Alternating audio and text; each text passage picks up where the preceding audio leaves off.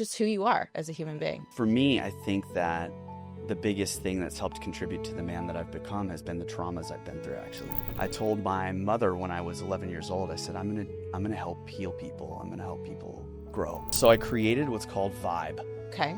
And VIBE stands for virtue, intellect, behavior, and emotion. What are the neutral elements of what make up the energetic essence of who we each are? To challenge that thing at the root means to also challenge my identity, means to also challenge my lifestyle. And that means the friendships, the family, the social circles, the tribes that I've belonged to up until this point in time. So it's not just a little challenge, it's a big one. And virtues for me are the way we get to remember who we are. What's up, Coachable family? Welcome back to the Coachable Podcast. I'm your host, Tori Gordon. Life throws a lot at us. Struggles with relationships, business stress, family issues, and past traumas that keep resurfacing. I've been there, trust me. And I thought I could handle it all on my own. But then I found a solution that changed everything. And that was working with a virtual online psychiatric provider. Through expert support, I learned to process old wounds, reset limiting patterns, and break through mental blocks that were holding me back.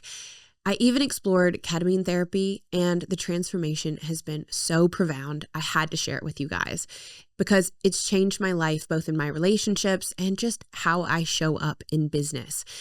That's why I'm so passionate about Anywhere Clinic. They offer holistic, accessible mental health care from therapy and medication management to cutting-edge treatments like psychedelic-assisted therapies. You don't have to wait for a crisis to seek support because thriving is possible right now. So go to anywhereclinic.com and book a session for as low as $120, or you can check to see if your insurance covers it. So take that step towards the support you deserve today. Today is such an incredible and special day because I am in Austin, Texas with my brother, JD Garrett, which I am so thrilled to have on this show. You have come so highly recommended in terms of an incredible podcast guest that's going to blow this audience out of the water. I have no doubt, with your wisdom and your expertise and your years and years of personal self-mastery work, but also the way in which you show up and support your clients at such a high level in terms of business and leadership mastery.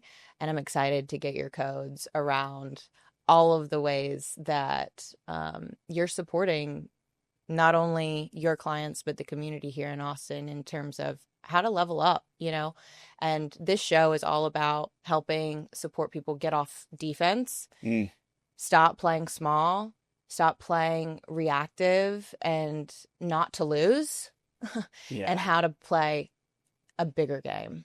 Got it. How to really, some people come to the show and they're like at halftime in their life when they're like looking at their results and they're like, we're not where we want to be, Totally. They're like, how do I turn this around in the second half or in the next chapter of my life? Or how do I start to be more strategic, more intentional, have a game plan, live my values, practice what I preach, have, a team around me that can support who I want to be and who I want to become. And that's kind of the conversation I want to have with you.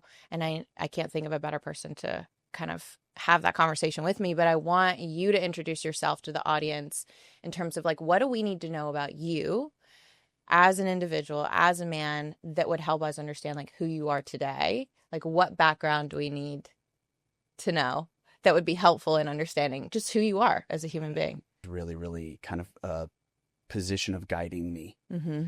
And it's really what started me on the path of wanting to understand what it means to be human and become fascinated with one aspect or quality of the human experience, which is the mind. Yes. And so I became obsessed with it when I was 11 years old.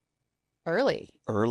So like other kids were like, I want to be a veterinarian or I want to be a paramedic or a fireman or an astronaut or something like that. That was never me.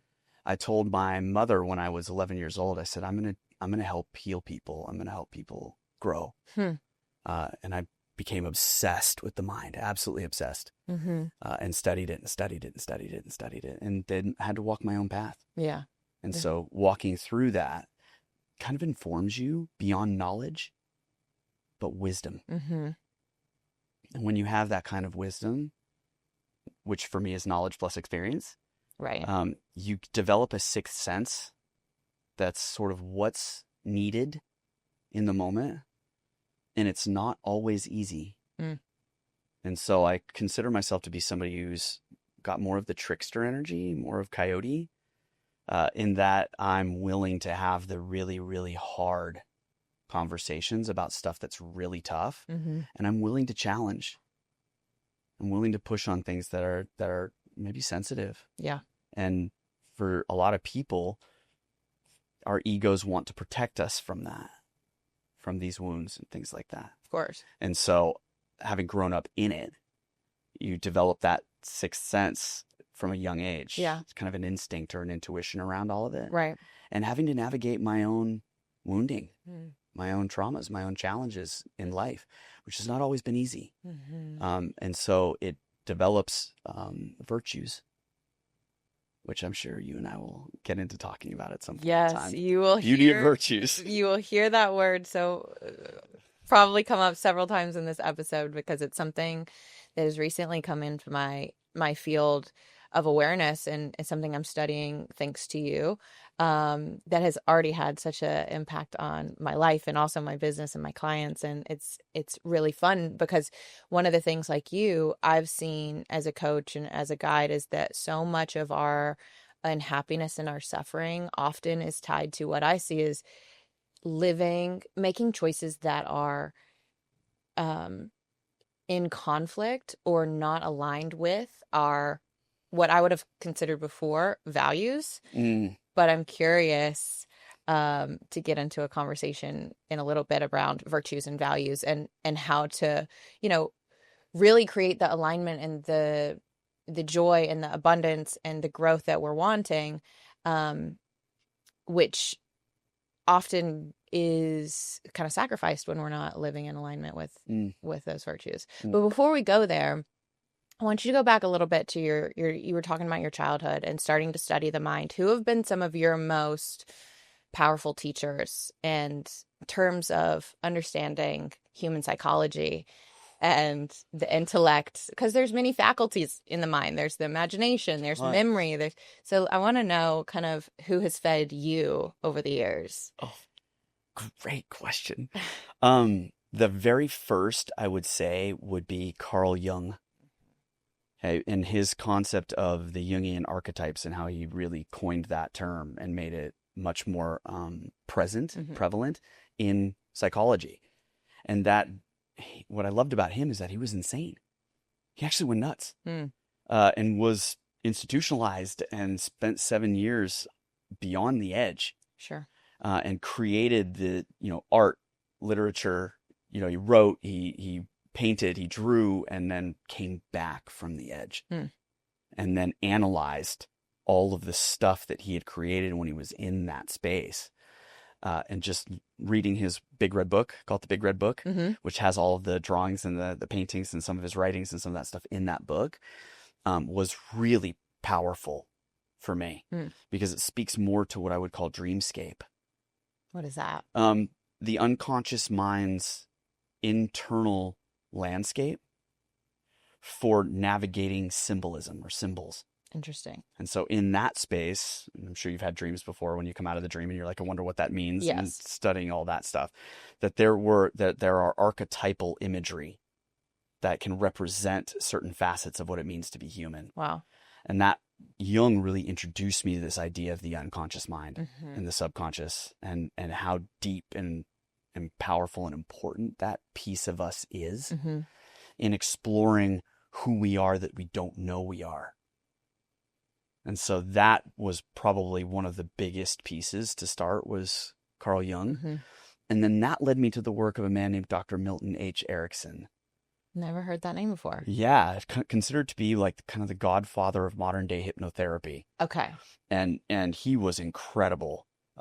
He coined his own system, created his own system called permissive or indirect as an approach to communication with those parts of our unconscious mind. And he ended up formulating and creating brief and rapid change therapeutic intervention in a wild way, using stories, using metaphors, using language that allows the person who they're talking to have their own internal experience. Interesting. It's really beautiful.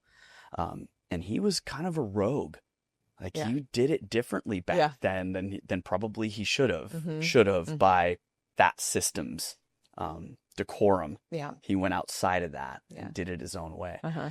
So he was a huge piece when it came to my evolution and understanding psychology and the mind. Mm-hmm. And then the third one is Ken Wilber, who created what's called the integral theory. And he was maybe the biggest, between him and Erickson were probably the two biggest theorists that I spent a lot of time studying in my journey. I mean, I studied Freud and I studied Adler and Bandura and all the other psychological theorists, but really those two hit it. And what I love about Ken's work is that he created a theory that contains within it all other theories. So all other theories fit within his. Interesting. So it integrates them all. It shows that this theory is actually connected to this. Well, what's so interesting is, at least for me, so much of my study, because my background is in social work and psychology. Cool. But then so much of the work that I've done over the last 6 or 7 years has been just piecing together these different theories, whether it's somatics or CBT or, you know what I mean, hypnotherapy, whatever it might be, and coming up with my own approach. But I have never come to across something like that like integrates all of them into one. Wild. Right. Revolutionary in the way that he approached it and saw the world. And so there's a system called spiral dynamics, which is a pretty incredible system for understanding where someone's at in I'm not going to call it the awakening, but the evolution of consciousness. And that it could be mapped to things like Maslow's hierarchy of needs. Sure. You know what I mean? And so it's suddenly there was a theory that you could draw relationships between all the other theories that you've studied or maybe run into and show how they all integrate together. And so it was like, oh, we're not really compartmentalized. I think each theorist or each practitioner came with their own truth to the table. A piece of the puzzle. That's right. Their own piece of the puzzle. And so, but it's nice to know that there's something that contains every piece within that puzzle. Absolutely. Yeah. So I became obsessed. Interesting. And it's cool because all of these different teachers, like you said, they're a little rogue. They're on the kind of cuff or cutting edge of thought leadership. And I know you kind of pave your own path and do your own thing. So there's a little bit there. Like, do you have your own unique approach after studying so many of these incredible theorists and psychologists over the years? Like, when you map all of that learning onto working with a client, what is your approach? Is there one way that you approach like working with somebody, or have you kind of crafted your own theology around how to support a client? Wow. Yeah. Great question. I think that Ken, when he created the integral theory, would be upset or sad if no one added their genius to it, because then it's like it ends. There's no evolution to it. And I found that attempting to use Ken's work required that I experience a great deal of sessions with a client before I could get enough information before I could utilize it in a session to help facilitate healing or growth or evolution or anything like that.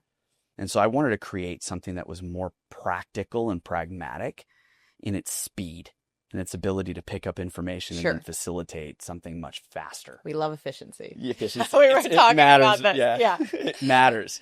Especially to a client who's been dealing with something for, a decade, 15 years.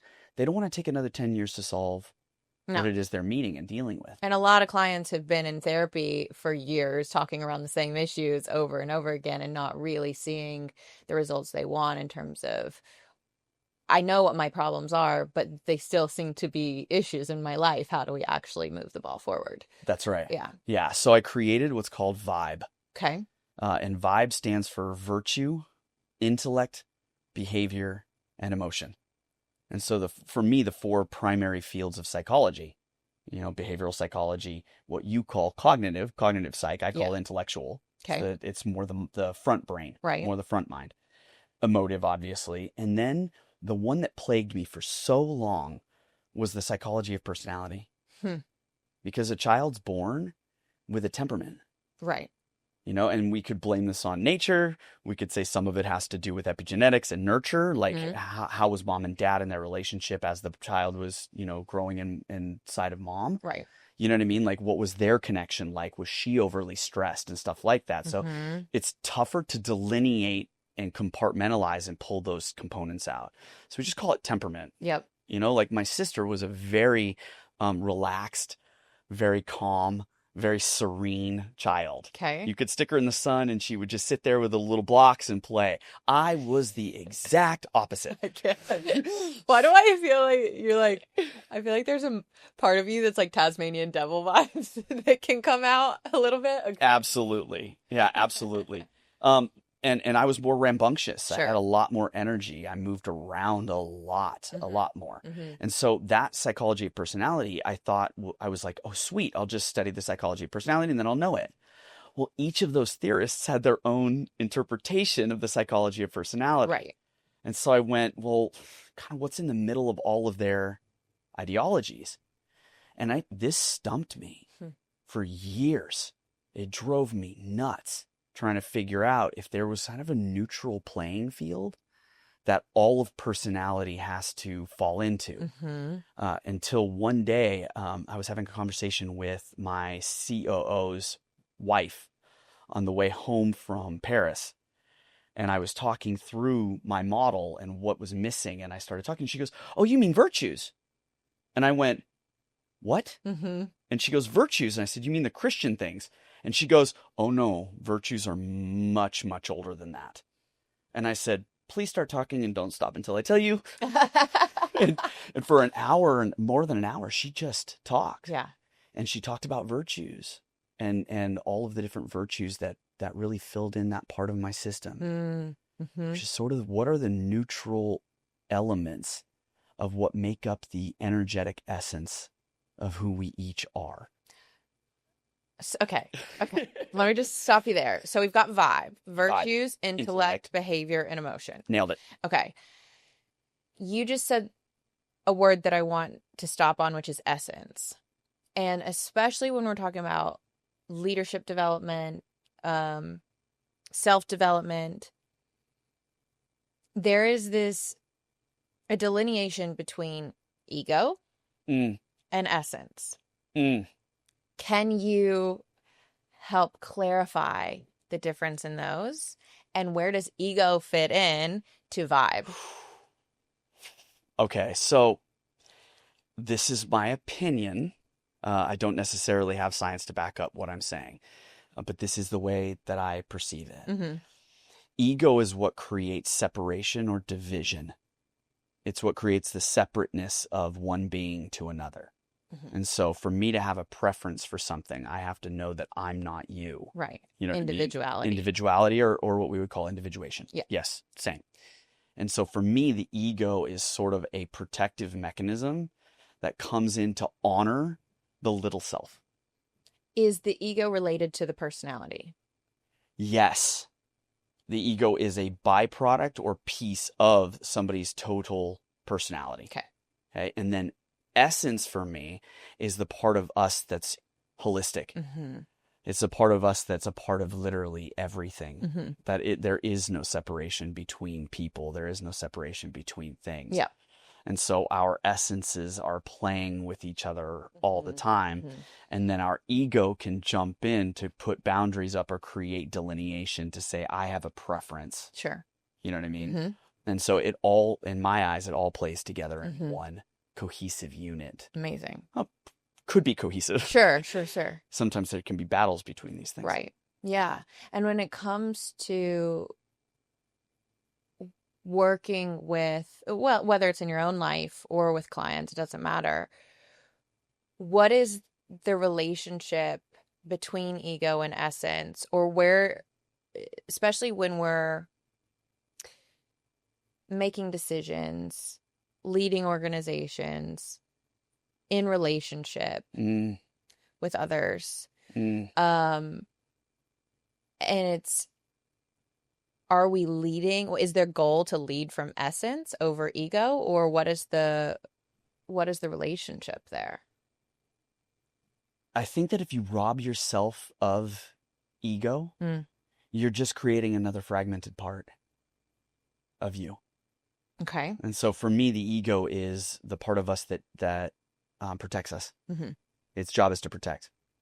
Because if you think about the fact that you're a part of absolutely everything, you know, like I am God and you are God, and this whole space that we're sitting in is God, right? Then there's no reason to protect yourself from anything. Exactly. You know what I mean? Yep. Because it's like, oh, it's all the same thing. Yep. You know, we're all the same essence. However, when you come into a body has conditional needs. Right. You know, need to eat, need to sleep, need to be celebrated, need to mourn, need to have order, peace, respect, integrity. Like there's a lot of needs that are quite conditional to the body. Whereas it's my belief that the soul doesn't have any need at all. Right. And no so, need for safety because it is safe. That's right. Right. And so it's like, hey, what worst thing that can happen is I die, but I was going to do that anyway at some point. So, right. You know what I mean? Yeah. And so there's a dance between limitlessness and limitation. Interesting. You know, and so I think that we can use the word essence and the word ego to define our sense of self in relationship to limitlessness or limitation. Yes. That's what feels good for me. Yeah. And do you find a lot of, like, at least in my work, people come to work with me because they're bumping up against their own limitations, right? And their own walls, their own ceilings of what they either think is possible or what they think they're capable of, or their own skill set of, or their own level of awareness. Yes. Right.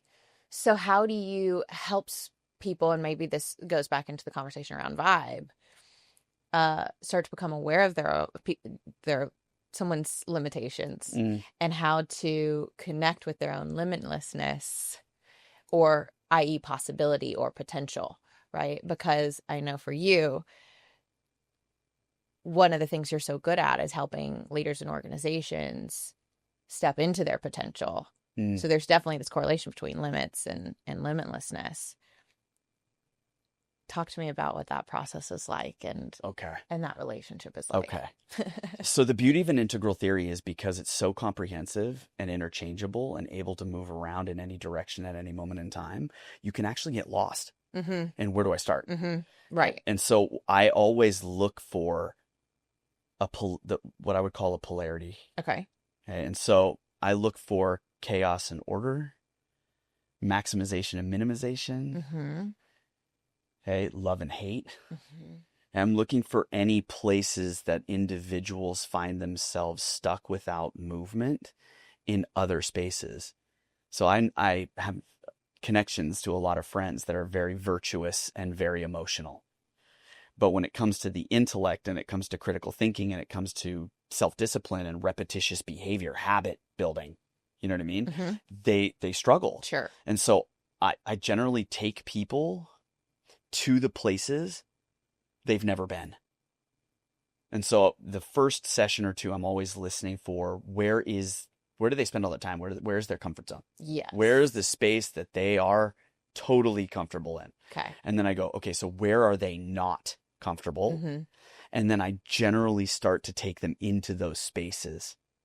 And of course, intellect and behavior is more compartmentalized, contained, and virtue is more open and emotion is more fluid. Yep. And so I'm paying attention to rigidity versus flexibility. Interesting. Okay. Stagnation versus movement, or stillness versus movement. And so I'm tracking all of these polarities inside of someone. Yeah.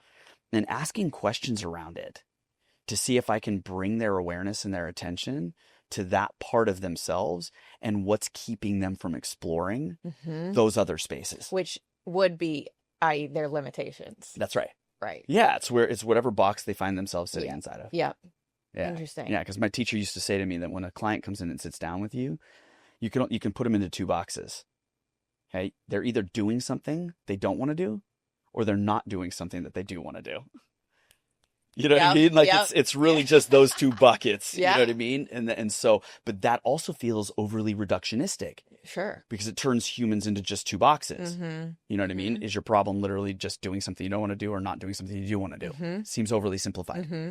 Because then there's emotions. Yeah.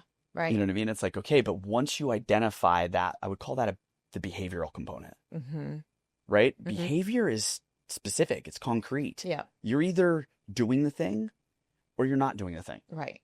And you're either doing it consistently Mm-hmm. or you're doing it inconsistently. Mm-hmm. Okay, so these things can be measured. Yep. That's tangible. Okay, but as you move into the intellect, things get a little less tangible. You know what I mean? With things like limiting beliefs and the subconscious gets that's involved. it, inner strategies and all the rest of that stuff. And then we get into emotions, which are way less tangible. Right. And then finally we get into virtue, get into essence, Mm-hmm. and it's as abstract and as intangible Mm-hmm. as could possibly be. Mm-hmm.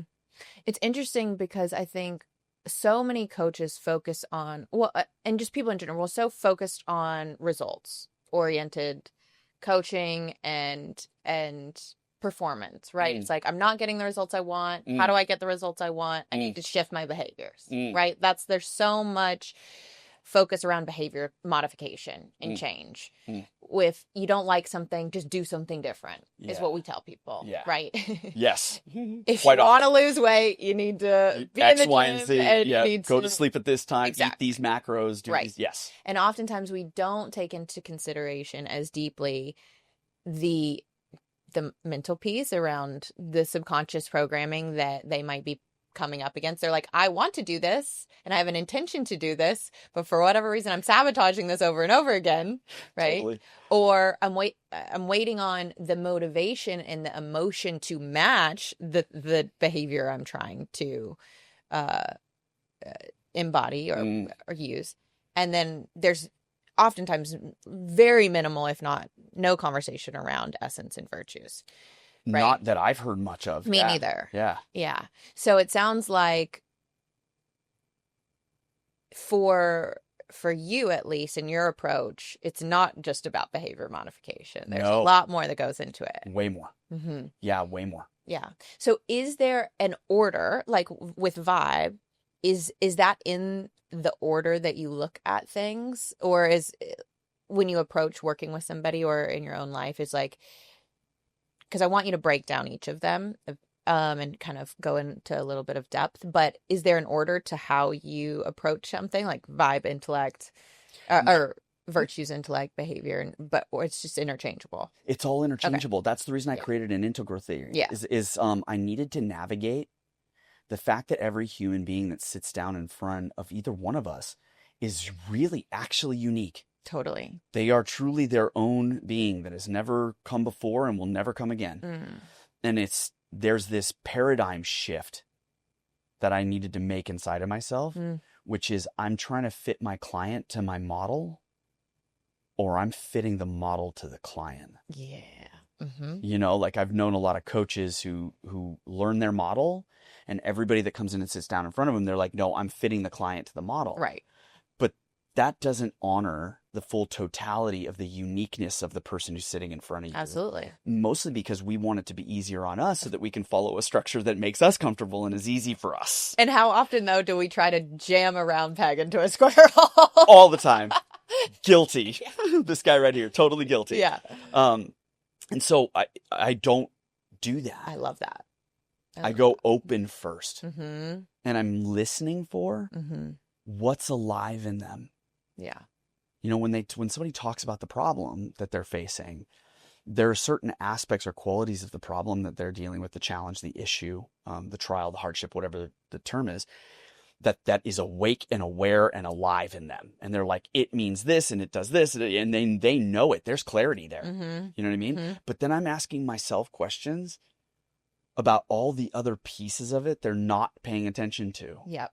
Because if I can use a question, a really great question in the right moment, Mm-hmm. it pulls their awareness out to something different. Mm-hmm. And with that new information, it can come in and then repattern the whole. Inform how they see it differently. Right. Inform how they see it differently. Yeah. And so if there's a model I start with, I think I always start with awareness and attention, identifying what pain. Yeah. Knowing them. What's the problem here? Yeah. You know, because sometimes the solution is literally not looking at the problem.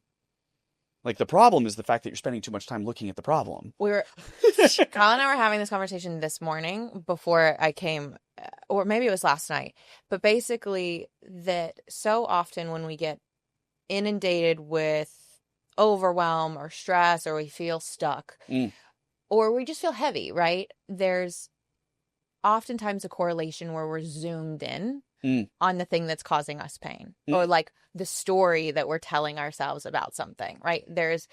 In my experience, a zooming in of your awareness on this issue. And oftentimes what supports is being able to zoom out and see it from a different perspective, and as it relates to all these other things in your life. And in my experience, gratitude is a big support in helping me to zoom out. It's like, how is this seems so big to me right now, right? This thing that my partner said, or this thing that happened that I wasn't expecting, and I'm so frustrated. And the zoom out can help us relax a little bit and see that it's part of a bigger process that's unfolding. But how often do we want to stay zoomed in on the thing? Because we're like attached to the pain, we're attached to the story, we're attached to the identity of like, but it feels good to be upset about this, or it feels good to be a victim to this, right? Yeah, justice. Yeah. Have you experienced that in your own life around like there's a story or a pain or something you're attached to, and zooming out or seeing from a different perspective feels like losing like your your like identity, or losing you not being right about it, right? That's like the ego's need to be right about whatever it might be. And what I find is that when it's a lot of times the ego that's like holding on to that perspective, and to zoom out and to see it from a different perspective actually brings us more into essence, into being. And the ego doesn't want to let go a lot of times of that story or the pain, because it's getting something, it's getting attention, or it's getting to be right about itself, or it's getting to be, justified in its perspective, or that you're wrong and this is, how it is. Totally. Yeah. Yeah, totally.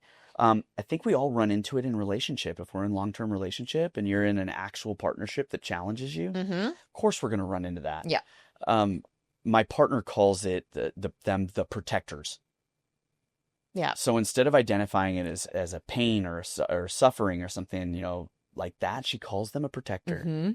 And she said the protector pops up to take care of that part of you that had a need that was unmet, an unfulfilled need. Well, what if your unfulfilled need is righteousness, is to be right about something? It's like, oh, I have to actually let myself be wrong about whatever my partner's bringing to me right now in order for me to discover a new right. Yeah. And so I run into it all the time. Yeah. Because it's human, I think. Yeah. It's really human. And there's the secondary gain part of it too, which is we have this little pain, not little, maybe big pain, this pain inside of us. And then we have a protector that's there to protect it. And it's old. Like we got it when we were 2, or we got it when we were 4, or, it's like a really old piece of us. We have to have something that's bigger than that protector that can either fill the need or inspire us to make a change around that, to grow beyond it, in my eyes. And so we run into that dance. And our desire to be right about something, because it's always been that way, we then build an identity around. And once we've built an identity around it, we build a lifestyle around that identity. So to challenge that thing at the root means to also challenge my identity, means to also challenge my lifestyle. Yes. And that means the friendships, the family, the social circles, the tribes that I've belonged to up until this point in time. So it's not just a little challenge. It's a big one. Yeah. To uproot that means to uproot everything that I've built on top of it. Yeah. And that can really shake the foundation of someone's entire existence and life. Depersonalization and derealization. Yeah. Yeah. I have someone in mind that I'm thinking of that's kind of going through this right now, a client of mine that I introduced virtues to. Huh. And so Beautiful. I want to get into that conversation and let people know what, really kind of describe virtues and how you use them and all the things. But as a byproduct of introducing these to her, a big part of the conversation we're having is acknowledging that her identity and who she thinks she is was built on a foundation of, she's realizing it wasn't built on truth. It is an illusion of an idea of truth that she had been sold. This is who you are and this is how you should be, right? And for her, it was around a lot of her cultural upbringing.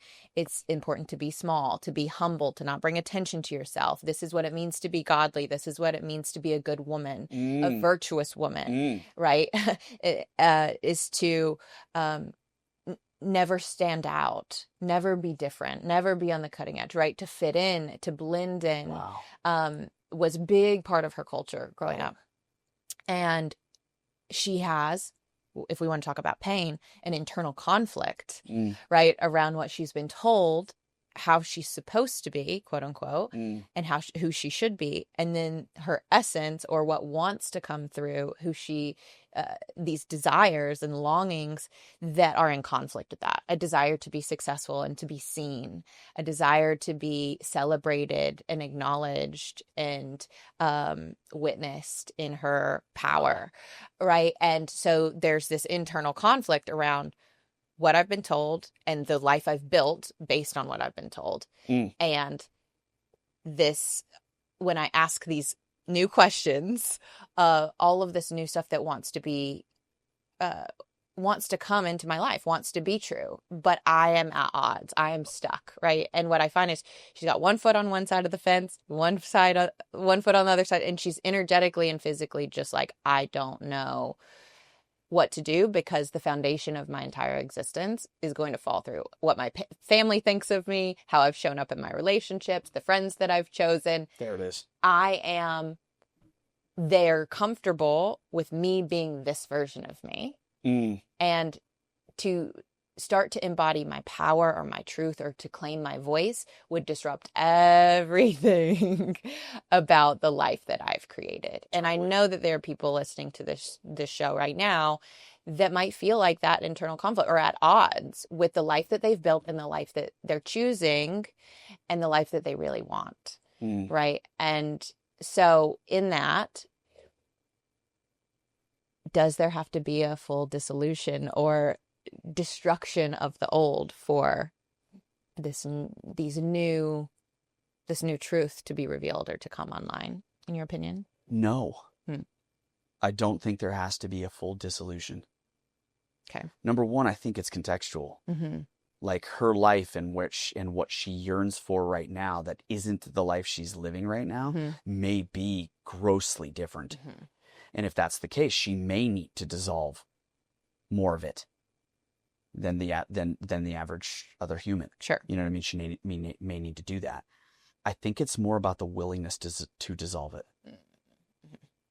You know, earlier I talked about the first thing I do when I enter into a session is become aware of and identify the problem. The second thing I do is I begin to deconstruct it by asking really, really great questions that loosen one's frameworks, right, around that, to create space for flexibility, to create space for movement.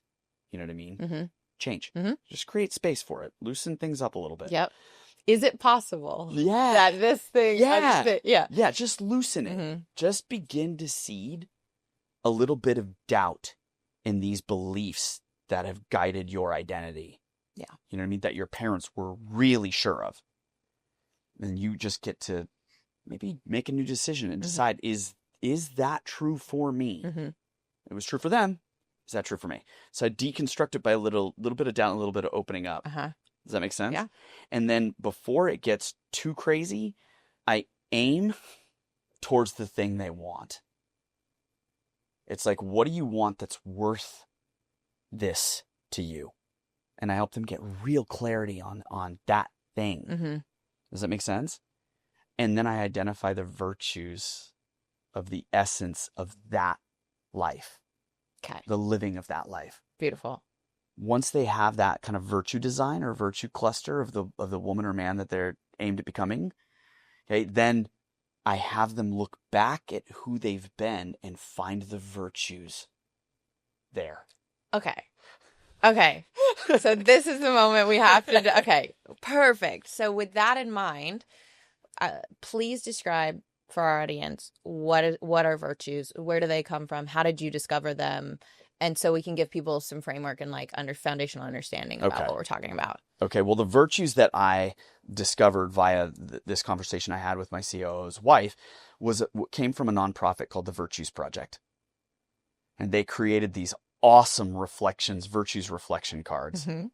Okay. That are, I mean, I know you have I have them in my bag. They are amazing. And of course I never go anywhere without them. Yeah. I have them. They are 100 of the most commonly used virtues in the English language. And virtues are written throughout history, but it's more about understanding the essence of them. Mm. And so I tried to come up with my own definition of what I call virtues, knowing that there isn't one definition, because if there was, it would be intangible. Right. It would be tangible. Exactly. And so integrity is a virtue. Integrity to you, integrity to me, integrity to the person next to us. It's going to depend. It's going to depend on their unique definition and relationship to that virtue. Right. Does that make sense? But virtues in total, for me, I identify and define as God's qualities made manifest in man. Mm-hmm. Mm-hmm. You know. Yep. Doesn't matter what religion I've studied in my lifetime. There's this depiction or understanding that we are all God's children, that we are made in the image of God. Mm-hmm. A lot of religions speak towards that idea. Yeah, the Christian faith might call them fruits of the Spirit or something like that, right? Absolutely. Yeah. And so I asked myself the question, then what part of us is godly? Mm-hmm. And how do we label that? Mm-hmm. And because each of these religions I studied identified different things as being godly. Right. And yet, God's everywhere. And so it's like, wait a minute, I'm so confused. Exactly. I'm so confused. So is everything? Yeah. You know, like it's so confusing. It's Right. like, yeah, but these qualities are godly, and then these qualities are godly, and these qualities are godly. I went, what if they're all missing something? And that is qualities are godly. Mm-hmm. So all of them, all of the qualities. And really what we're talking about is more our emotional attachment to or connection to a certain set of qualities. Yes. As godly. Yes. Over others. Right. Well, it's sort of like emotions. We label some emotions as good and some emotions as bad. Depending on our definition. Right. 100%. Or we could see them all as as holy, neutral, holy, divine, beautiful, right? Yeah. Necessary, needed, 1,000%. virtuous, all the things, right? And oftentimes to understand ourselves, we live in this black and white thinking of good and bad and right and wrong, right? Versus it's all part of the divine order. That's right. Mm-hmm. Yeah, that's right. And so that's why I gave it that definition. Yeah. Is so that I could see God in every person I meet, even the people that don't resonate with me. We don't have the same vibe. Yeah. We have two different vibes. Yeah. Okay? And I can look for the virtues in them. Sure. And identify them and go, I still see that as godly. That's beautiful. Mm-hmm. We don't resonate. We're not vibing in this moment, but that's why I created vibe. Virtue is only one piece of this. Mm-hmm. Intellect, behavior, and emotion are the others. So of course we may not resonate on the same frequency or the same level right now because of where you're at in your life and what challenges you're facing and the way your intellect is set up and how the emotions that you're owning that I haven't learned to own yet, or vice versa. Mm-hmm. And so that allows me to see that everybody is holy. And at the same time, recognize the need for boundaries. Yes. Yeah. It's like you're divine, I'm divine. I can see it now. I can label those virtues. And in fact, I can even see in my life where I need those, which is why you're triggering me, is actually, I need that. Yes. Well, that's the projection, right? projection is sometimes the thing that we're seeing in somebody else is touching on something in us that makes us uncomfortable. Yeah. But sometimes it's the embodiment that they have of that thing that we are noticing that we're lacking. That's upsetting us, right? So if we're, in conversation or being triggered by somebody who's extremely disciplined, and it would be like, he's too rigid, or he's this, or you know what I mean? Because we're so in flow and we're lacking discipline, and it's an area where we get to strengthen and we want to, right, on some level, if we were willing to admit it to ourselves, right? We look at them and go, God, I wish I could do that. Yeah. You know what I mean? Mm-hmm. But we, instead of saying, I wish I could be that, and presencing that, saying to the person, hey, listen, I really honor that in you. It's something I really wish I could be. But I can't because of whatever the story is. You know what I mean? We don't do that. Yeah. We go, yep, you're triggering me, or you're challenging me, or and so it keeps us divided. Right. It's the way, and we other ourselves and we other the other person, which is the way we stay in separation, right? And see the virtues in somebody else is to see the God in them. It's like namaste. It's like I bow to the divine in you, right? And if we can take that perspective, once we start to work with these, at least for me, the more I work with the deck and the more I work with the virtues, like I see the God in me and I see the God in you, and I can acknowledge that, right? And it's this beautiful language that we all share in common, whether we know we do or not, right? Like we might not speak the language fluently, but like you speak that language, and it's a remembrance of, oh, this is who I am. And all of this conversation and everything that we talk about on the show all stems from this idea of like, if self-mastery starts with asking the question, who am I? Like knowing thyself. Yes. And virtues for me are the way we get to remember who we are. Yes.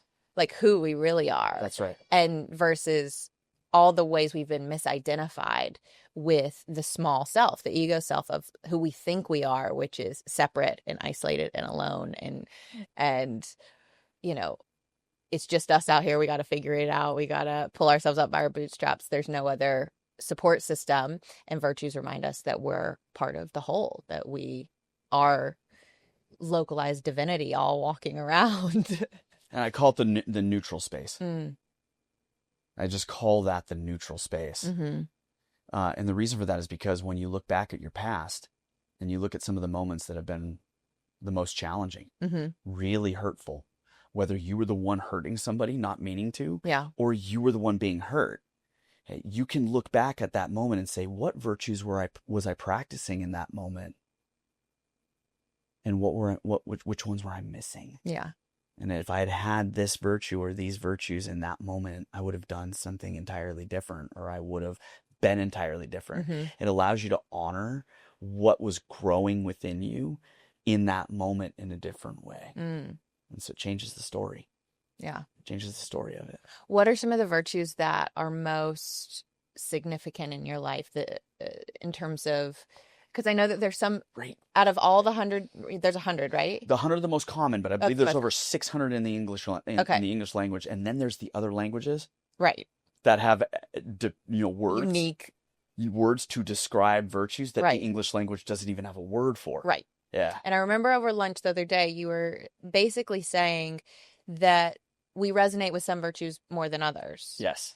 So what are the virtues for you that stand out as really, really, really important ones in your life and in your journey? And are there times where certain virtues come in more strongly, depending on seasons, Because I know that is, for at least for me, the way I've approached values. Like at certain times I've had certain values that are more important at certain seasons of my life than others. I imagine when I become a parent, certain things will be more important to me then than they are in a singleness, right? So totally. Curious for you, like what are the ones that are really, really important for you right now? Okay, so this gets complicated. Okay. This gets pretty complicated. Virtues by their very nature are not positive or negative. Okay. Okay, and the reason for that is because for you to determine which virtue set is positive or negative, you need to be aware of three components: the situation that you're in, the setting that you're in, and your desire. Otherwise, a virtue is a virtue is a virtue. There is no right or wrong, good or bad to any virtue. So context matters. Context is like the most important thing. Right. Okay. And your desire, what you want, what's your intention for that moment, for that situation, in that setting. Mm-hmm. You know what I mean? Mm-hmm. And so I would say right now, in work, it would be one thing. In relationship, it would be another. In friendship, it would be another. And Interesting. This is what we would call virtue designing or virtue clustering. Okay. So I can tell you what my global is Okay. at the moment. And that's the 3 core would be peace, Mm. love, Mm. and faith Beautiful. are my core at this moment in my life. Mm. But before it was, integrity, consistency, reliability, accountability, self-discipline, and I was rigid. Woke up every morning, did the exact same thing. There wasn't much flow to life. Mm-hmm. So I said no to a lot Sure. of opportunity because I was like, I have to do it just like this. Right. Well, then I met a partner. That's what I was going to ask. Something happened. Oh yeah, I met a partner, and she went, "Yeah, gonna blow this up," Mm-hmm. because it life was being lived, but it had less meaning. It didn't have the depth that I wanted it to have. New texture. That new texture, Yeah. a new texture, Uh-huh. and she's been an invitation, a living, breathing prayer to invite me to play with other virtues that were not important to my family Mm-hmm. and not important to my protectors. Of course. And so she's inviting me to spend more time in these spaces. Yeah. Yeah, I'm Yeah, curious wild. if you want to, what does that look like in y'all's relationship, right? Of love, faith, peace. She's been this permission slip for you to call these forward. When you are embodying those, or there's an invitation to look at, where is this virtue missing, right? Can you give me an example or share a story about y'all's relationship in terms of how do you know you're hitting the mark with your virtues in your relationship? That these are really strong and powerful and online, and I know that when blank, right? Okay. Does that make sense? Yes. When I'm inspired. When I'm inspired. And for me, inspiration comes from the blend or the merging of insight, intuition, instinct, and impulse. Interesting. So when these 4 come together in one moment, Mm-hmm. and all of me is saying something or all of me is doing something, Mm-hmm. then I feel this resonance within my being that feels like the peace that I'm looking for. And then love flows naturally, housed in faith. Mm-hmm. If that makes any sense. Beautiful. Faith. And it can be everything from a simple challenge. Hey, let's talk about budget. Sure. Talk about money, and finances and all the rest of it. Fun conversations. Yay, joy. Yeah. Joyous conversations about money and budgeting and finance. That moment can be either kind of pulling away, a detachment, a dissociation, or it can be an invitation for more connection. And so she and I have been very, very good about using these moments as opportunities to put into practice these kinds of core virtues. Sure. Yeah. Well, and I can only imagine it's so critical to know these things about yourself so that you know, what do I want to practice? What am I intentionally trying to call into these conversations or into my relationship or into my business, right? And if you aren't aware of that, then you can get really lost on what decisions, how do I move in this situation? What is the right choice for me right now?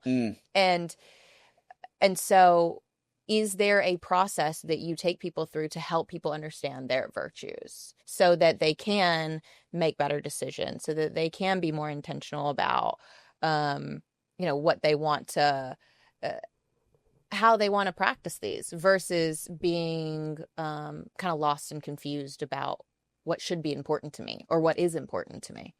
Yes. You know? The first thing I want everybody to do almost all the time is learn to speak virtue language. Right. So I buy my clients a deck of these cards Mm-hmm. so that they can actually just start to become familiar with and connected to the language. Yeah. Because that's the first and foremost thing, is that we have words to describe an experience to each other. Mm-hmm. You know what I mean? That allows us to connect around an idea Mm-hmm. or a moment and a decision we have to make. So the first thing I almost always do is just immerse people with it. I'm like, here, take these, draw a card every day or 2 cards every day, do one for you, one for the family, one for your business. And I have them just start to have the kind of nervous system experience of the word becoming more important. The words becoming more important. Mm-hmm. And of course, the cards have definitions on them and affirmations and a quote and things that they can get deeper with or connected to. And then I do what's called virtue designing, and I use these cards to help people design that. So the first thing I do is I set the situation in the setting. So if the client has a problem, it always exists inside of a situation and a setting. Right. So you create the context. Create the context. And then I go, what would you want to have happen in this situation and setting? Mm-hmm. Well, I would like to be like this, and I would like to be able to handle this, and I would like to take this action or feel this way. And then I kind of let that open up. And then I go, what's important about that? And then I just let the cards be on the table, and I let them start to go through the cards and pick out the ones that would allow that experience to happen naturally. Right. Like if I was this and this and this and this and this, that would just be a happening. Mm-hmm. It would just occur happen. Naturally. It would occur naturally. If I was being like this, then I would do this. And as a result, I would have this. Right. You know what I mean? Yep. And so it just flows. Mm. And then I test it. Okay. I test it with other virtues. So I'll go, what about this one? And I'll take the card and I'll put it down where they're doing their design. Yeah. And they'll go, or, huh. And I'm watching their nervous system. I'm watching their response. Mm-hmm. And when I go to add a virtue they hadn't considered, they get to go through this kind of calibration process of what is the relationship between this virtue and all of the other virtues that are out here. Because the fun thing is no virtue exists without another. On its own. Right? On its own. It does not exist without others. Yes. So it's more like a web or a tapestry than it is ever a standalone item. Yeah. So I could say, well, what contributes to integrity? And they would go, oh, truthfulness. Oh, strength, courage, honor. Okay? Yeah. And so suddenly integrity is not actually alone. Mm-hmm. Mm-hmm. And it's got all these other virtues that are clustered around it. Yeah. Well, then there's clusters around each of those. And so suddenly people can start to see that they're actually capable of being something. Right. That they never gave themselves permission to be. Yeah. It's so powerful because all of a sudden as coach, like we're not healing anybody, or like we're not created the transformation. We're just revealing to them something they haven't seen before, that now they're coming to their own conclusions about themselves and about what they're capable of or who they say that they are. Right. And they in that lies the transformation of being able to say, like, the difference between who I look at in the mirror and who I see and how I identify myself and what I like and what I don't like about myself. Yeah. Right. All the things when we look at ourselves and we think this is all the ways I don't measure up. This is what I'm good at. I'm going to stay in the lane of the things that I'm good at and like what I know I can do well, and I'm going to avoid the things that I don't do well. Right. And all of a sudden now you can see that you're in relationship to everything, all of the time. All the time. Including your virtues are in relationship to all the other virtues. 100%. Nothing is on its own. Yeah. And it reveals new information that creates transformation, right, within a moment. And I think that's one of the best things as a coach is when you see the light turn on for somebody and you see them have a moment of revelation that they have not had. Yes. You know, and then all of a sudden more is possible. Right. I'm curious, like for you, have you had a recent epiphany lately, or a moment of realization where something clicked that you hadn't seen before? Or just a lesson that's taken you a lot, like a long time to learn, that when you did it, when you got it, you're like, oh, I see it now. I see how this thing connects, or seeing something in a way I haven't seen it before. Like, is there something that stands out in the last couple years? Yeah. Less is more has been a big lesson for me, because I'm somebody who wants to push and go and strive and dig and fight for the thing that feels important to me. Mm-hmm. And so I've in the past have prided myself on doing the hard thing. But then the hard thing, if you're used to doing the hard thing, is to do the easy thing.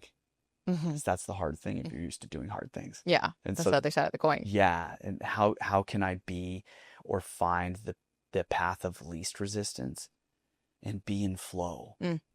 Not force, not dig, not scrap, not make it happen, but just paying attention to everything that's going on and finding the flow within the moment. Yeah. And then going with it. Mm-hmm. And saying, I don't know where this is going to end up, but this is where it feels like everything is just moving. Yeah. So I'm going to go there.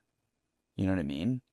Which requires putting the warrior archetype down a bit, that likes to walk around with a sword out, and own more the lover. And the virtue of faith. Yeah. Faith in a big way. Hope. Optimism. Trust. Yeah. Huge virtues. Yeah. I can really relate to that deeply. So much of my life, I felt like I had to make it happen. Like I had to, push and achieve and be productive and move the ball. And I also knew how to do that and knew how to do it well. And so there was part of me that was like, this is where I'm comfortable. And I also get recognition and praise and acknowledgement for those things, right? And so if I left my foot off the gas, or if I go with the flow, or there was like a lot of belief systems around, like if I do that, then who would I be? Or like, identity around that. I'm curious for you, because you have the hard conversations. You look at the things that most people don't want to look at. You go for the parts and the places that most people avoid, like, which I acknowledge and I respect and I honor in you, because oftentimes, like, the treasure we seek is in the cave we fear to enter. Always. I'm curious, though, what your relationship to play and joy has been, given that you had a tough upbringing and that you've been through a lot and your own traumas and stuff like that. Like, was there a time where you realized that it was okay that everything didn't have to be hard? Yeah, I think that's been a lesson that continues to show up, actually, again and again and again. Not shocked that somebody as intuitive as you would pick up on that. But yeah, play as a sort of secret sauce, or a nectar, you know what I mean? Shows up in deeper layers throughout my life. And so it's continuing to kind of peel away. It's like, hey, play is a thing. How you like to play. Play, enjoy yourself, have a great time. Literally, I'm thinking about how we met. We met at Burning Man 2 years ago. We were at the camp. You mean the natural disaster? Yeah. 2023 mud burn. It was a wild, wild time. Wild. And it is a playground. Like, literally, our camp is called Legendary Playground of the Gods. Which is so fitting. And yet, you have a very important role within that camp, which is you are one of the, if not the, like, one of the top leaders, making sure everything's moving and shaking effectively. Like, you had such an integral role in making me feel part of that camp and safe, and that everything's operationally sound and moving. And I'm like, is JD having fun? Like, is he playing in the most playful, fun place in the world? Or are you just so used to being in that, like, responsible role all the time, that is there parts of you that, like, are still learning to have fun and play? And what does play look like for you in your life right now? I'm curious. Okay, so the answer is yes. Yeah. I am more comfortable handling hard stuff. Mm-hmm. It's just it's a pathway I've walked down many, many, many, many, many times. Mm-hmm.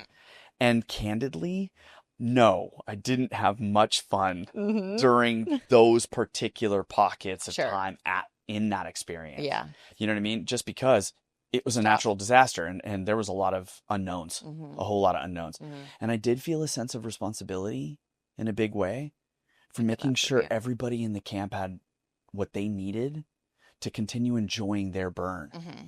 You know what I mean? It's like, hey, let me handle all of this Mm-hmm. so that you can laugh and play and enjoy yourself and have fun, and let the mud be like a little sandbox with too much water in it. Yeah. You know what I mean? Yeah. Like and have a blast. Mm-hmm. But I did find pockets during the experience Mm-hmm. to have a blast and, Mm-hmm. and to soak in some moments and enjoy some opportunities to experience a lot of the beauty that was still unfolding for us, Mm-hmm. in particular Yeah. at the camp. But no, play and fun was not Yeah. what was at the forefront of my mind during Yeah. all of that. Yeah. It was taking care of everyone Of course. and making sure everybody was going to be okay. Yeah. Yeah. What does it look like in your life now? Play and fun looks like nature. A lot more nature now. Mm-hmm. Hiking, snowboarding, like water sports, wake surfing, like that kind of stuff Mm-hmm. is a lot of my fun now. Mm-hmm. And believe it or not, exploring these kinds of topics like I'm doing right now with you is so much fun for me. Yeah. I feel like a nerd, for the mind, such a geek for all this stuff. Love it. And so this is a lot of fun. And I would say that the celebration of my relationship and my friendships Mm-hmm. and the people that I have surrounding me right now that are truly remarkable humans, Mm-hmm. like truly remarkable humans who challenge me all the time, Mm-hmm. challenge me Mhm. constantly. Mm-hmm. And so there's a game in that. Mm-hmm. Mm-hmm. Yeah. Yeah. So that's where I have a lot of fun. I love about. that. In a continuation of that, I'm curious because you definitely walk and embody that, like, the divine masculine in the sense of the protector and the provider and like the one that takes care of a lot and takes care of other people. Who takes care of you? Oh, goodness. Okay. I would say Kristen Fury. I know Kristen. Kristen is my operations manager and my adopted niece. Amazing. And so she is a blessing and a gift in my life, and I know the lives of many people. Mm-hmm. And she holds me, supports me, asks me tough questions, challenges me when I need to be challenged so that I can grow. Mm-hmm. So she holds me a lot in that. And my love, Illyria, Mm-hmm. she holds me daily, Mm-hmm. and makes sure that I'm taken care of and Mm-hmm. holds space for me. And Kyle, Mm. a dear, your partner and a dear friend in my life.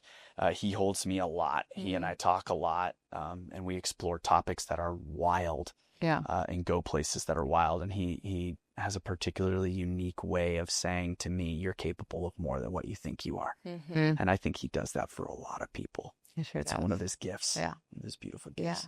Yeah. And there are many more. I've a whole beautiful. company full of people who Yeah. love on me and hold me. Yeah. It's interesting, as leaders, we were having this conversation right before we started filming. It's like there are spaces in which you call so many people forward. And then there's like, who calls you forward? Where do you get fed? Where do you get held? And in that, this dance between the masculine and feminine of holding space for other people and then really discerning where are the spaces where it's safe to be held, and safe to soften and safe to not have the answers. Yes. And safe to not have it figured out. Yes. And to be a mess. And to be in the process of unlearning and learning and dissolving and reconstructing and all the things. And I find in my journey and with a lot of leaders that we're really comfortable being on the front lines and leading the way, spearheading. And oftentimes there's a growth edge for us around letting ourselves be held and witnessed in our in the places where we aren't sharp. Totally. Right? Totally. Yeah. What is your thought for leaders who are struggling in that? Do you have advice or insight on, how leaders can allow themselves to lean in more to receiving? Because a lot of our work is around giving and supporting and holding others. Where's the receiving piece play its role, in your opinion? It's pivotal. It's absolutely pivotal to have a sacred space separate from the identity, the lifestyle.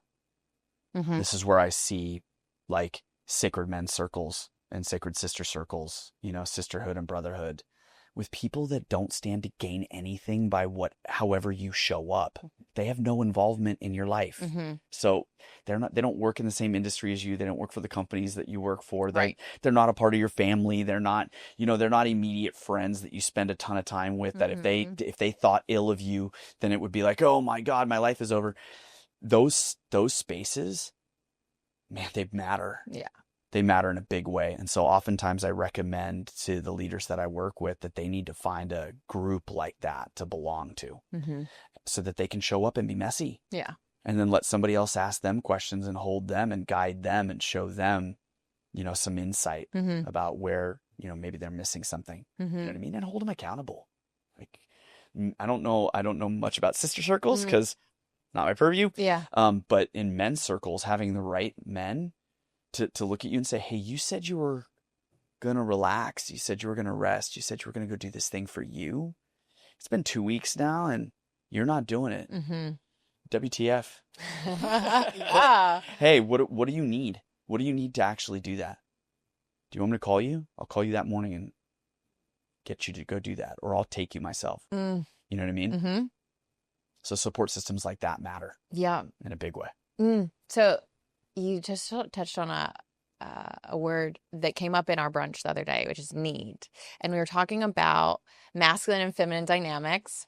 We were. And you said the feminine needs and the masculine wants. Can you expand on that a little bit? And in that question of like, what do you need? Is there part of us that's having to lean into that feminine essence and quality to allow ourselves to, one, have needs?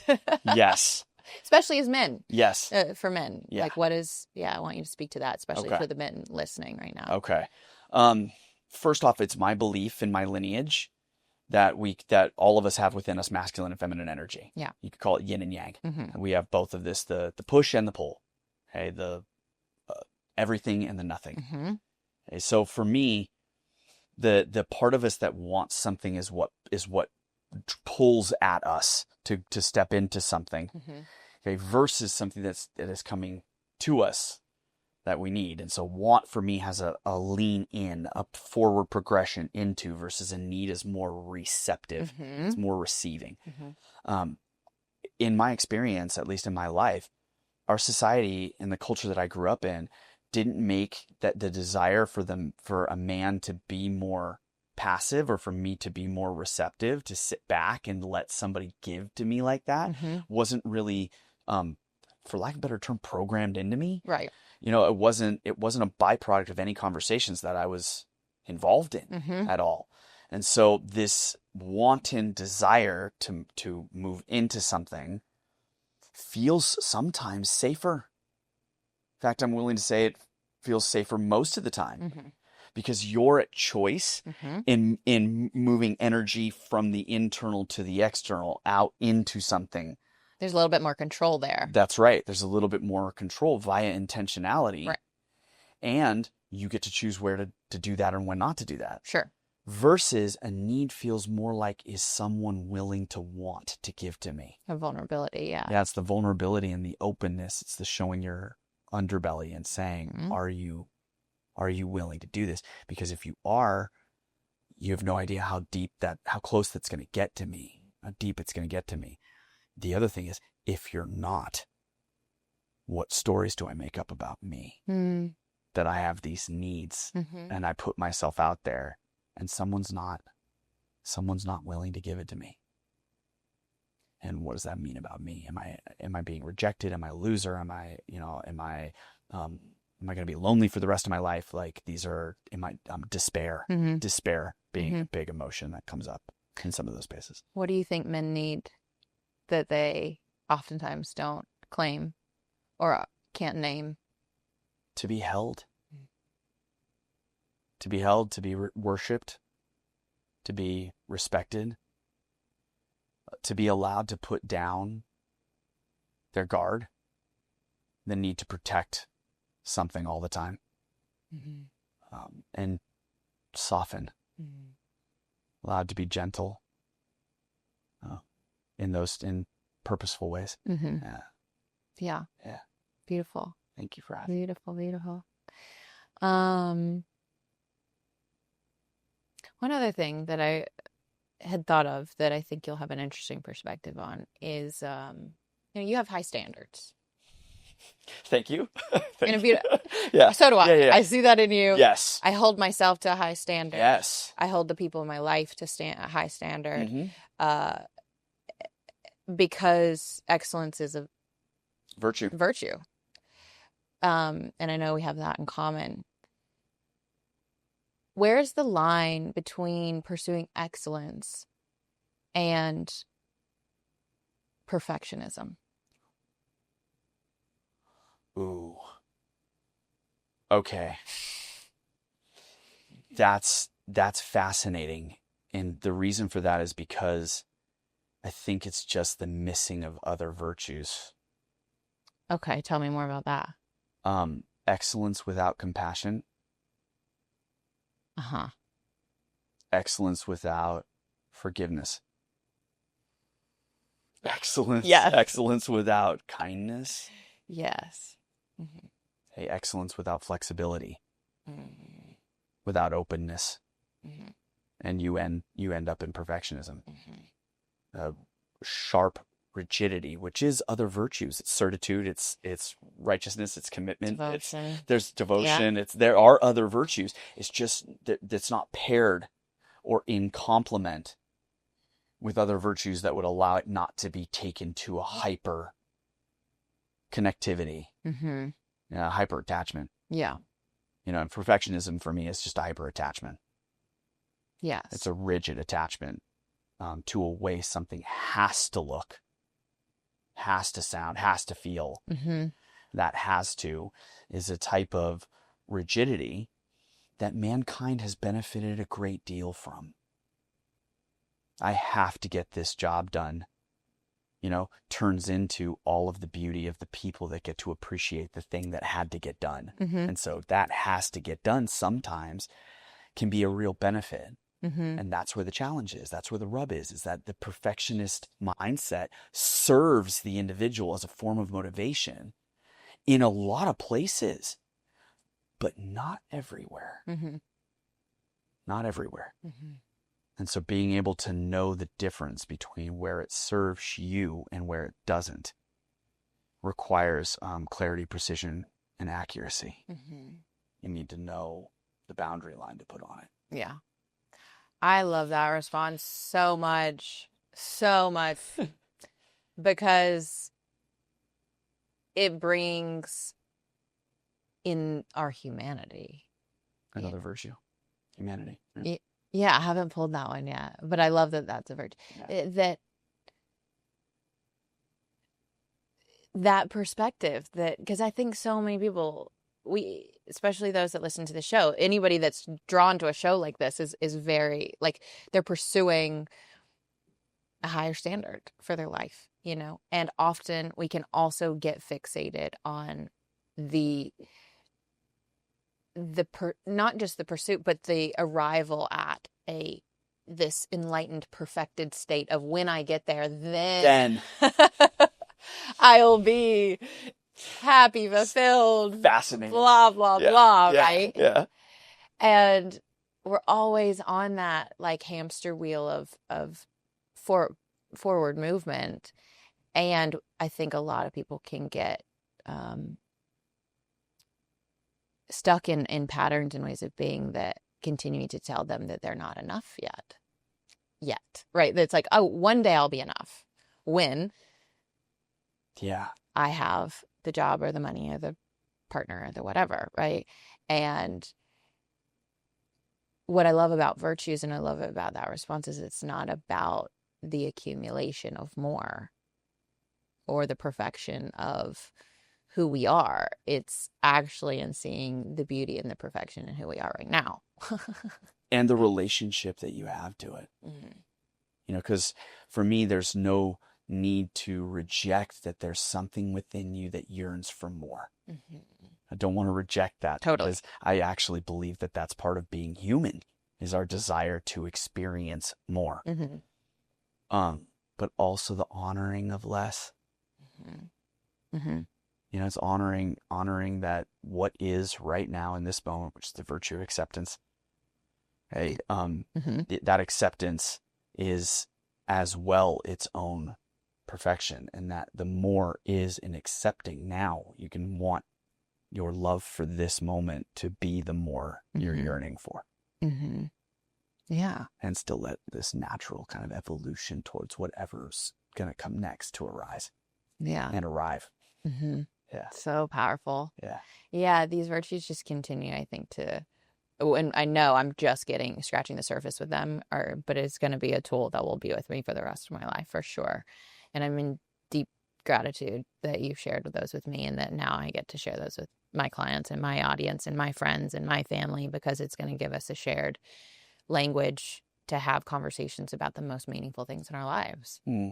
Yeah, the honor and pleasure is mine. Yeah. I almost feel like we stand on the shoulders of giants, and so Absolutely. big credit to, you know, the Virtues Project and all the people that have come before me and done the work to bring virtues more to the forefront of what we can be conversing about in society and in life. Yeah, I'm so happy that they've landed in your life as a gift. Yeah. And I just want to acknowledge the new friendship that you and I are developing, and the sense that we've been brought into each other's lives now, I feel like is a beautiful reflection. Like you're a mirror, you know, and it's so validating and beautiful to get to witness you and your power and your your growth and your devotion to the work.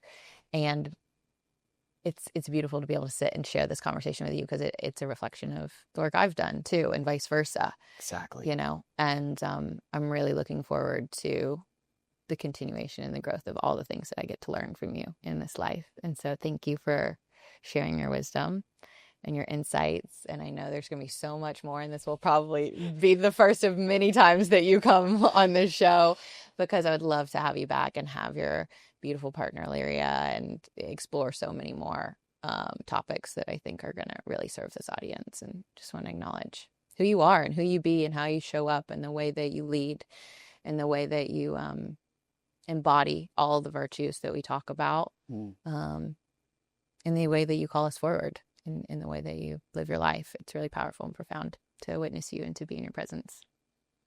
The feeling is mutual. It's such an honor to sit across from someone who's so committed not just to her own development, to her own sense of mastery, but to bring the gift to others. It takes immense courage and a lot of commitment and resilience and grit, and softness and gentleness and gratitude and appreciation and so many other things that for every person that's listening, no matter when they're listening throughout time, they get to reap the benefit and the love from your devotion to bringing all that you have experienced as wisdom from the many people that you know and any lives that you touch out to all of them. So thank you for having me. Thank you so much. Thank you. Any final words for our listeners? Things you want them to take home? If you're like, if I could leave you with this, what is it? If you have one final message for people. I'm reminded of a quote. If you always do what you've always done, you will always get what you've always got, and there's always more. So continue to expand continue to expand. Mm-hmm. Yeah. Continue to expand. Beautiful. Thank you. Thank you. And thank you for listening and tuning in to another episode of the show. I know and trust that you received something today that you can go and implement into your life, because truly that is where the rubber meets the road. You know, you can listen to conversations like this all day long, but nothing changes if nothing changes. If we don't actually integrate and implement what we learn, then we can consider it just another shelf help book, you know, or shelf help podcast that just like gets listened to but never applied. And the transformation and the growth is really in the application of what we learn. And like you said at the very beginning of the show, wisdom is knowledge plus experience. Yeah. So go out and experience what it's like to apply what you learn, because that's really where you're going to find your own wisdom that then you can share with others. So if you are interested in getting your own deck of virtue cards, you can go to thevirtuesproject.com and order a copy or a deck for yourself. And if you want to connect more with JD and his work, where can people find you and learn more about your coaching and what you're up to and follow your journey? Okay. People can follow me on Instagram at Holonomic Training. And then, of course, if they want to see some of the more coaching consulting work I do, it's at avantiexecutive.com. Amazing. We'll put all of that in the show notes to make it super easy for you guys to connect with JD and his team. And if you feel a call to more of his work, I really, really couldn't suggest more that you follow the signs, because truly in doing that, like that's where so much opens up. And I wouldn't be having this conversation if I didn't follow the signs myself. And so that's my greatest invitation to you is follow where life's trying to lead you, and listen with faith and trust that it's going to lead you and guide you where you need to be. So that's it for this week. I say thank you. I love you. See you next week on the Coachable Podcast.